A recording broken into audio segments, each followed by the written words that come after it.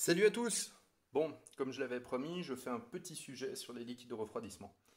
Alors, c'est assez compliqué pour la simple raison, les liquides de refroidissement, parce que je pense que tout motard consciencieux, ou en tout cas tout conducteur de véhicule consciencieux, fait la vérification de ces niveaux assez régulièrement. Ça veut dire que tout simplement, on va vérifier sous le capot, ou entre guillemets, ah, quand il est bien caché, comme ici sur la CB, hein, encore pire sur la CBR, il est vraiment caché là derrière. Alors je vous dis pas pour faire le niveau, c'est une galère. Bref, vous avez déjà pu remarquer que les liquides de refroidissement n'ont pas tous la même couleur. Euh, c'est là où ça devient compliqué parce que bah, mon niveau il est pas bon. Et puis je vais au magasin, je vais acheter du liquide de refroidissement et puis bah, on me sort, voilà, on me sort par exemple celui-là. Ok, pas de problème. Je dis c'est bon, je vais le mettre dedans. Et puis en fait, bah non, c'est pas la bonne couleur. C'est la remarque que vous allez faire, c'est de vous dire, mais moi j'ai du rose dedans.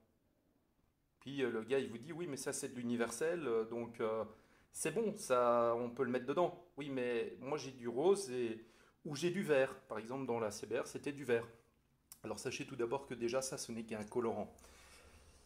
Et qu'en fonction des marques, en fonction de chez qui ils se fournissent, ils mettent des colorants différents. C'est là où c'est très compliqué. Dans les voitures, c'est encore plus compliqué. Dans les motos, j'ai pas encore rencontré ce genre de cas. Bon, je peux plus vous le dire puisque forcément, je n'ai plus que deux motos. Elles sont toutes les deux de la marque Honda.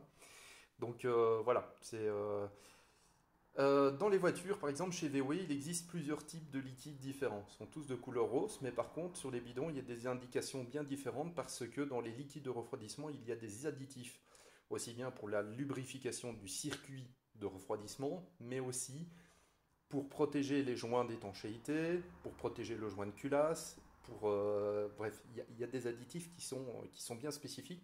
Il faut bien respecter ces additifs. Dans les motos, je n'ai jamais entendu parler de ce genre de cas. Et là, je vais vous montrer une petite chose. Donc ici, c'est du Motocool de chez Motul.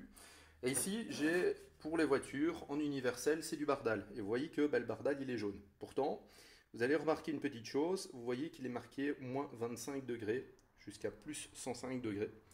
Vous voyez bien que c'est un liquide universel. Et vous allez remarquer qu'en fait, ici, on est déjà à du moins 37 degrés. Ouais, c'est ça, moins 37 degrés. Et bien sûr, ça va à plus de 105 degrés. Donc déjà, celui-ci, par exemple, même au niveau de la température, c'est plus de 135 degrés auquel il peut résister. Donc de nouveau, les températures ne sont pas tout à fait les mêmes. Pourtant, c'est un liquide jaune. Mais un est fait pour les voitures, l'autre est fait pour les motos. Donc peut-être a-t-il des additifs supplémentaires. Et là, je vais vous montrer de nouveau liquide universel. Donc le jaune ici, liquide universel. Tadam! Liquide universel rose. Et vous voyez qu'il est marqué universel homologué constructeur. Moins 30 degrés.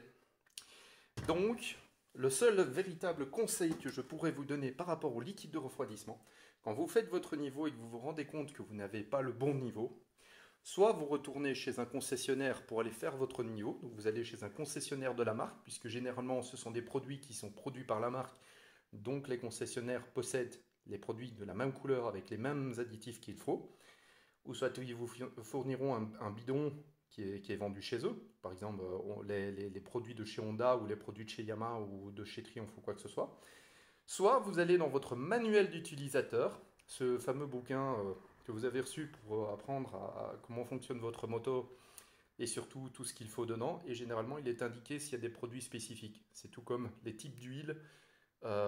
Tout est indiqué dedans.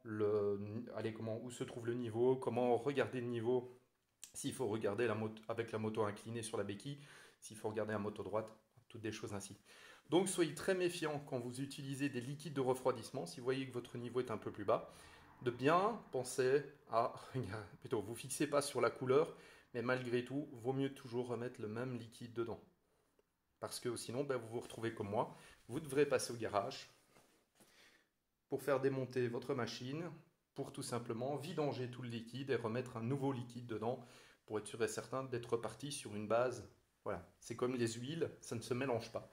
Mais les liquides de refroidissement, vaut mieux ne pas les mélanger. Bon, allez, sur ce, moi je vous laisse. Je vais remonter le radiateur et surtout reconnecter toutes mes durites.